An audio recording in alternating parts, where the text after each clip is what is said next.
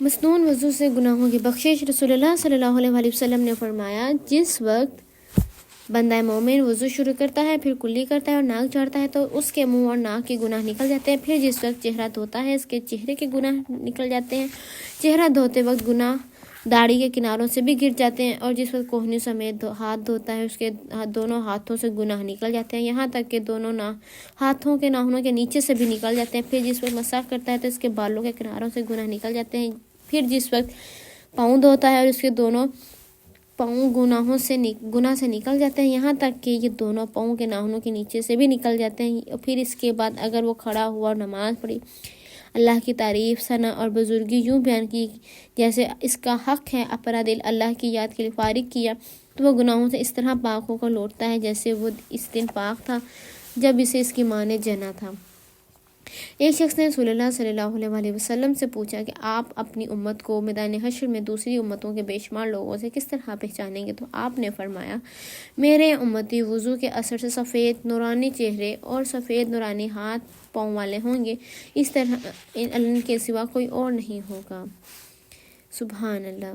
دیکھیں کتنی اچھی حدیث ہے نا، مطلب احادیث ساری اچھی ہیں، لیکن یہ نا سن کے ایک سیٹسفیکشن بھی ہو رہی ہے کہ اگر ہم اچھے سے وضو کریں گے تو ہمارے نبی پاک صلی اللہ علیہ وسلم ہمیں جلدی پہچان لیں گے۔ خشک ایڑیوں کا عذاب، جن کا اکثر وضو جو جلدی میں کرتے ہیں اور ان کے لیے کیا عذاب ہے جن کی خشک ایڑیاں رہ جاتی ہیں۔ عبداللہ بن عمر رضی اللہ تعالیٰ عنہما سے روایت ہے کہ ہم رسول اللہ صلی اللہ علیہ وسلم کے ساتھ مکے سے مدینہ کی طرف لوٹے، راستے میں ہمیں پانی ملا، ہمیں سے ایک جماعت نے نماز عصر کے لیے جلد بازی میں وضو کیا، پیچھے سے ہم بھی پہنچ کے دیکھا کہ ان کی ایڑیاں خشک تھیں، انہیں پانی نہیں پہنچا تھا۔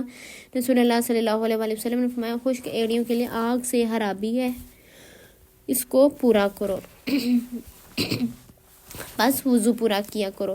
ان کی اس حدیث میں ہمیں یہ معلوم ہوا کہ وضو بڑی احتیاط سے سنوار کر اور پورا کرنا چاہیے۔ اعضاء کو خوب اچھی طرح 3 بار دھونا چاہیے تاکہ ذرہ برابر بھی خشک نہ رہے۔ ایک شخص نے وضو کیا اور اپنے قدم پر ناخن کے برابر خشک جگہ چھوڑ دی تو نبی کریم صلی اللہ علیہ وسلم نے اسے دیکھ کر فرمایا، واپس جا اور اچھی طرح وضو کر۔ اب دیکھتے ہیں وضو سے کتنے درجات بلند ہوتے ہیں، کیا درجے ہمیں ملتے ہیں۔ رسول اللہ صلی اللہ علیہ وسلم نے فرمایا، طہارت آدھا ایمان ہے۔ سیدنا ابو ہریرہ رضی اللہ تعالیٰ عنہ سے روایت ہے کہ میں نے اپنے دلی دوست محمد صلی اللہ علیہ وسلم کو یہ فرماتے ہوئے سنا، جنت میں مومن کا زیور نور وہاں تک ہوگا جہاں تک وضو کا پانی پہنچتا ہے۔ تو اب یہ اس چیز کے لیے تیار رہیں کہ ہم نے زیور کہاں تک پہننا ہے جنت میں۔ رسول اللہ صلی اللہ علیہ وسلم نے فرمایا، میں تمہیں وہ چیز نہ بتاؤں کہ جس کے سبب اللہ تعالیٰ گناہ مٹاتا ہے اور درجات بلند کرتا ہے؟ صحابہ کے رضی اللہ تعالیٰ عنہم نے عرض کیا، کیوں نہیں اے اللہ کے رسول، ارشاد فرمائے۔ آپ نے فرمایا، مشقت، بیماری یا سردی کے وقت کامل اور سنوار کر وضو کرنا، مسجدوں کی طرف اٹھنے والے قدموں کا زیادہ ہونا اور نماز کے بعد نماز کا انتظار کرنا گناہ مٹاتا ہے اور درجات بلند کرتا ہے۔ بے شک اب تحیۃ الوضو پڑھنے کی کیا فضیلت ہے؟ رسول اللہ صلی اللہ علیہ وسلم نے فرمایا، جو شخص وضو کرے، خوب سنوار کر اچھا وضو کرے، پھر کھڑا ہو کر دل اور چہرے سے ظاہری اور باطنی پر متوجہ ہو کر 2 رکعت نفل ادا کرے تو اس کے لیے جنت واجب ہو جاتی ہے۔ سیدنا ابو ہریرہ رضی اللہ تعالیٰ عنہ بیان کرتے ہیں کہ رسول اللہ صلی اللہ علیہ وسلم نے نماز فجر کے وقت سیدنا بلال رضی اللہ تعالیٰ عنہ سے فرمایا، اے بلال، میرے سامنے اپنا وہ عمل بیان کر جو تو نے اسلام میں کیا اور جس پر تجھے ثواب کی بہت زیادہ امید ہے، کیونکہ میں نے اپنے آگے جنت میں تیری جوتیوں کی آواز سنی ہے۔ سیدنا بلال رضی اللہ تعالیٰ عنہ نے عرض کیا، میرے نزدیک جس عمل میں مجھے ثواب کی بہت زیادہ امید ہے وہ یہ ہے کہ میں نے رات یا دن میں جب بھی وضو کیا تو وضو کے ساتھ جس قدر نفل نماز میرے مقدر میں تھی ضرور پڑھی، ہر وضو کے بعد جن کے نوافل پڑھے، وہ ہیں تحیۃ الوضو، ایک وضو سے کئی نمازیں ادا کرنا۔ سیدنا بریدہ رضی اللہ تعالیٰ عنہ سے روایت ہے کہ فتح مکہ کے دن رسول اللہ صلی اللہ علیہ وسلم نے کئی نمازیں ایک وضو سے پڑھی اور موضوع پر مسح بھی کیا۔ سیدنا عمر رضی اللہ تعالیٰ عنہ نے عرض کیا، اے اللہ کے رسول، آج آپ نے وہ کام کیا جو آپ پہلے نہیں کیا کرتے تھے۔ آپ نے فرمایا اے عمر میں نے ایسا جان بوجھ کر کیا ہے تاکہ لوگوں کو ایک وضو سے کئی نمازیں پڑھنے کا جواز معلوم ہو جائے۔ معلوم ہوا کہ وضو قائم ہونے کی صورت میں ہر نماز کے لیے وضو فرض نہیں بلکہ افضل ہے۔ دودھ پینے سے کلی کرنا۔ بے شک رسول اللہ صلی اللہ علیہ وآلہ وسلم نے دودھ پیا پھر کلی کی اور فرمایا اس میں چکنائی ہے۔ آپ نے بکری کا شانہ کھایا، اس کے بعد نماز پڑھی اور دوبارہ وضو نہ کیا۔ آپ نے ستو کھائے پھر کلی کر کے نماز پڑھی اور وضو نہیں کیا۔ موضوع غارہ پر مسح کے متعلق احکام اور مسائل۔ سیدنا مغیرہ رضی اللہ تعالیٰ عنہ کہتے ہیں میں نے ایک سفر میں نبی کرم صلی اللہ علیہ وآلہ وسلم کے ہمراہ تھا کہ میں نے وضو کے وقت چاہا کہ آپ کے دونوں موزے اتار دوں۔ آپ نے فرمایا انہیں رہنے دو، میں نے انہیں طہارت کی حالت میں پہنا تھا، پھر آپ نے ان پر مسح کیا۔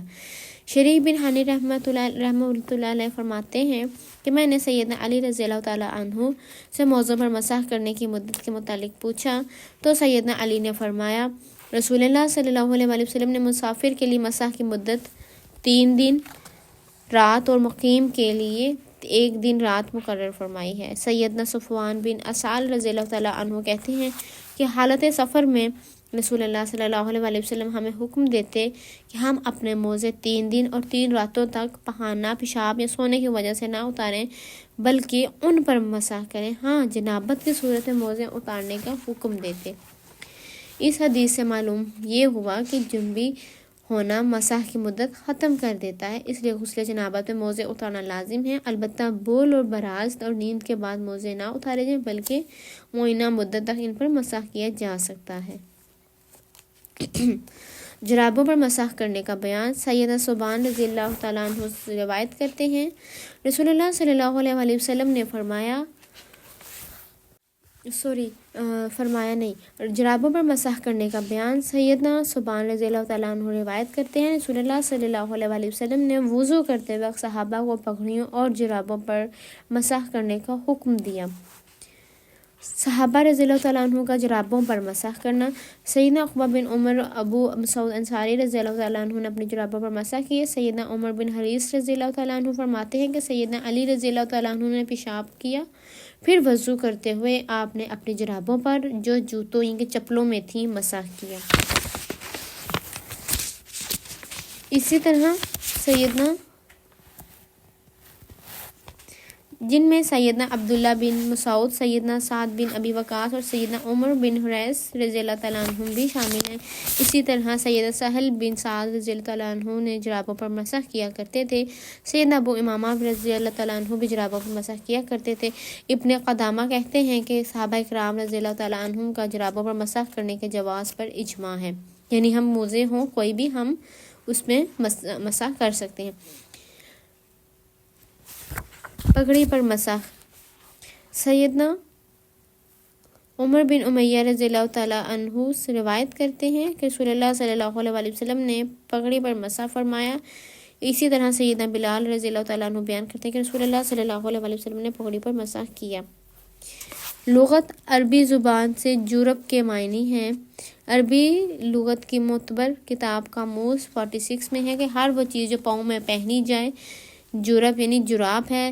تاج العروس میں ہے کہ جو چیز لفافے کی طرح پاؤں میں پہن لیں۔